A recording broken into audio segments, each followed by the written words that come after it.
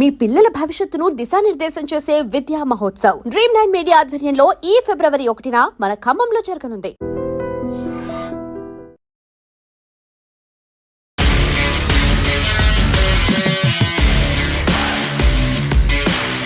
నమస్తే, welcome to I dream weekend update with Kavitha. Venezuela మీద దాడి చేసి అక్కడ అధ్యక్షుణ్ణి ఎత్తుకెళ్లిపోయినటువంటి ట్రంప్ ఆ తర్వాత తాను next target Colombia, Cuba, Mexico అని అనౌన్స్ చేసినప్పటికీ కూడా ఇరాన్ మీద అస్త్రాల్ని ఎక్కుపెట్టారు. సైనిక చర్య కూడా ఉంటుంది అని అనౌన్స్ చేశారు. బట్ సడన్ గా సైనిక చర్య ఉండదు అనేటువంటి మాట ట్రంప్ దగ్గర నుంచి వస్తే ఇరాన్ కూడా అక్కడ ఉన్నటువంటి తిరుగుబాటుదారుల ఉరికి సంబంధించి మేము పాజ్ చేస్తున్నాము అనేటువంటి ఒక అనౌన్స్మెంట్ వచ్చింది. బట్ ట్రంప్ ఒత్తిళ్లకు ఇరాన్ తలొగ్గిందా? ఎందుకని ఇరాన్ మీద అంత ఫోకస్ పెట్టాడు ట్రంప్? మనతో పాటుగా ఉన్నారు డాక్టర్ రమేష్ కన్నెగంటి గారు. హలో, నమస్తే అండి రమేష్. ఎలా ఉన్నారు మీరు?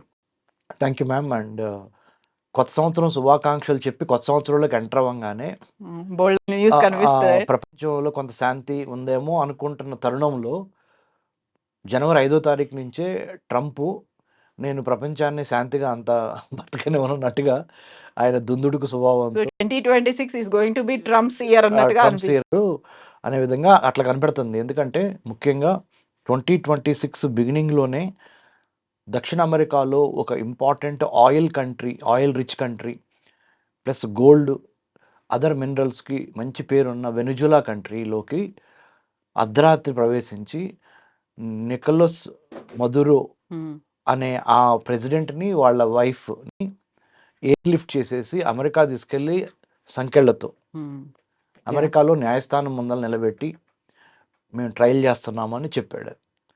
ఇది అంతర్జాతీయ there are 2 ways to look at it. ఒక దేశాధ్యక్షుడు ఇంకొక దేశాధ్యక్షుడిని అర్ధరాత్రి పూట ఎయిర్ లిఫ్ట్ చేసి తీసుకెళ్ళిపోయి అతను నార్కో టెర్రరిస్ట్ అంటే టెర్రరిజం ఉగ్రవాదాల రకాలు ఉన్నాయి. సైబర్ టెర్రరిజం అని, నార్కో టెర్రరిజం అని, మ్యారిటైమ్ టెర్రరిజం అని, సూసైడ్ రిలేటెడ్ టెర్రరిజం అని, రాడికలైజేషన్, ఇట్లా చాలా రకాలు ఉన్నాయి మీకు.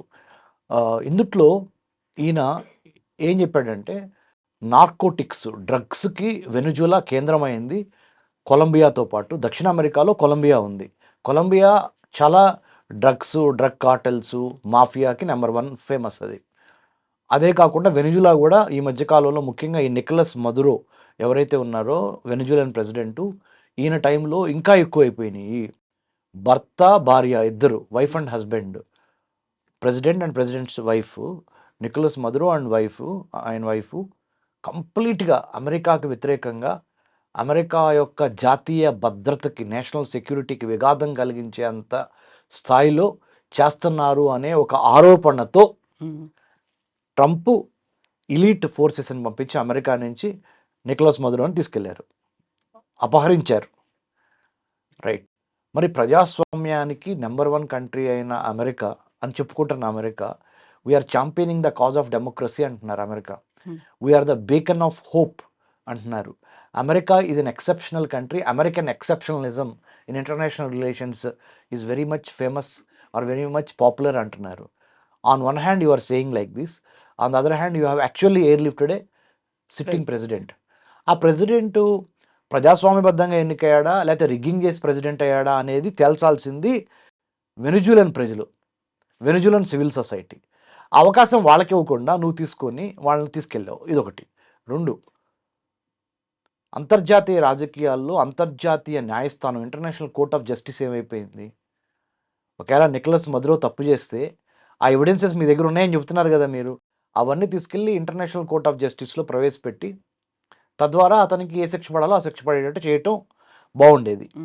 2, అంటే ఇక్కడ మనం కూర్చొని కామెంటరీ ఇవ్వటం ఈజీ అని చాలామంది మనల్ని అనొచ్చు. కానీ 195 దేశాలు ఉన్న ప్రపంచంలో ఒక దేశ అధ్యక్షుడు ఇంకొక దేశాధ్యక్షుడిని ఇలా తీసుకెళ్ళిపోవటం అనేది చరిత్రలో గత కనీసం 30-40 ఏళ్లలో మనం ఎప్పుడు వినలేదు, చూడలేదు. యునైటెడ్ నేషన్స్ ఏం చేస్తున్నాయి? యునైటెడ్ నేషన్స్ ఏం చేస్తుంది? నేటో ఏం చేస్తుంది? సార్ నేటో అంటే అమెరికా ఫ్రెండ్ అనుకున్నాం మొన్నటి వరకు, ఇప్పుడు కూడా అంతేలే. కానీ ఏం చేస్తున్నాయి? లేకపోతే ఇంటర్నేషనల్ కోర్ట్ ఆఫ్ జస్టిస్ ఏం చేస్తుంది? లేకపోతే ఇంటర్పోల్ ఏం చేస్తుంది? ఇంటర్పోల్ అంటే ప్రపంచ పోలీస్, వరల్డ్ పోలీస్ డిపార్ట్మెంట్ని ఇంటర్పోల్ అంటారు. ఆ ఇంటర్పోల్కి చెప్పి ఇంటర్పోల్ ద్వారా ఇన్వెస్టిగేషన్ చేయించవచ్చు. సో అది కూడా లేదు. సరే ఏదేమైనా what I'm trying to say is ఇది ఎంతవరకు కరెక్ట్ అనేది ఒకటి. రెండోది చేసిన విధానము. మూడోది ఇప్పుడు ఏం జరగబోతుంది? వెనిజులా అయిపోయింది. ఇందాక మీరు చెప్పారు మీ పరిచయంలో. వెనిజులాతో పాటు next in line Cuba. Fidel Castro అని క్యూబన్ హీరో క్యూబన్ అధ్యక్షుడు అప్పుడు. ఆయన అమెరికాకి వ్యతిరేకంగా చాలా పోరాటాలు చేశాడు. ఫిడెల్ కాస్ట్రో క్యూబా నుంచి 1962 క్యూబన్ మిస్సైల్ క్రైసిస్ కూడా ఉంది. Right. So next in line Cuba. Venezuela అయిపోయింది కదా, ఇప్పుడు క్యూబా అయిపోయింది కదా, మెక్సికో అయిపోయింది కదా, గ్రీన్లాండ్, తర్వాత ఇరాన్. ఈ విష్ లిస్ట్ ఉందే డొనాల్డ్ ట్రంప్ దగ్గర. ఇప్పుడు ఒక విష్ లిస్ట్ ఉంది. ఒక్కొక్క కంట్రీతో ఒక్కొక్క కంట్రీ మొత్తం నేను సాల్వ్ చేసుకుంటే వెళ్ళి I will fulfill my promise ఏంటి అమెరికన్ ప్రెసిడెంట్ చేసింది? Make America great again, MAGA. ఈ మాగాలో భాగంగా వెనిజులా తర్వాత క్యూబా తర్వాత గ్రీన్లాండ్ తర్వాత ఇరాను. ఇక్కడ ఏంటంటే గ్రీన్లాండ్ ఉదంతం కొంత డిఫరెంట్. కంప్లీట్లీ యూరోపియన్ కంట్రీ అది. అది లాటిన్ అమెరికాలో లేదు, అది ఆసియానులో లేదు, దాన్ని డిఫరెంట్. బట్ ప్రస్తుతానికి ఇది.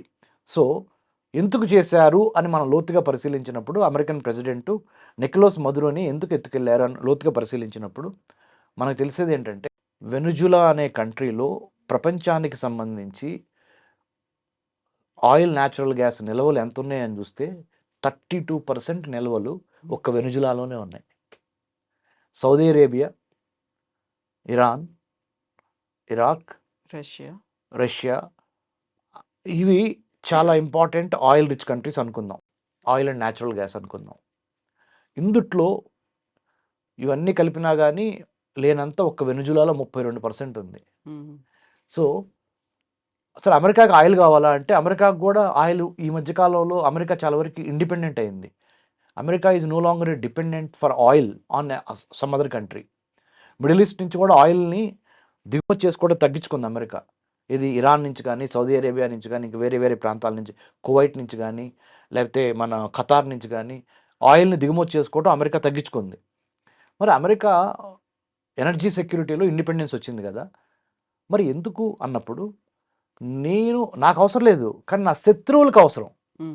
ఇది ఈ ఆయిల్, న్యాచురల్ గ్యాస్. నా శత్రువులు ఎవరు? రష్యా చైనాకి అవసరమైన ఆయిల్, న్యాచురల్ గ్యాస్ రిజర్వ్స్ వెనిజులాలో ఉన్నాయి. వాళ్ళకి అందకుండా ఉండాలి అంటే నేను వెనిజులా మీద పొట్టు సాధించాలి అంటే వెనిజులా అధ్యక్షుడిని ఏదో ఒక నెపంతో అక్కడి నుంచి నేను ఎత్తుకొచ్చేయాలి. అక్కడ కొంత అస్థిరత కల్పించి నేను అమెరికా తన రాడార్ని వెనిజులా మీద పెట్టింది. పెడతంతో పాటు క్యూబా ఒకే దెబ్బతో 4 పెట్లు కొట్టాలి. క్యూబాని ఎత్తేద్దాం. క్యూబాతో పాటు మెక్సికో నుంచి కూడా చాలామంది immigrants, legal and illegal immigrants America వస్తూ ఉంటారు. అమెరికాలో 2nd grade are 3rd grade let's say అల్ప ఆదాయము, మధ్య తలసరి ఆదాయము ఉన్నవాళ్ళు ఎవరయ్యా అంటే హిస్పానిక్స్ అంటారు. హిస్పానిక్స్ అంటే పీపుల్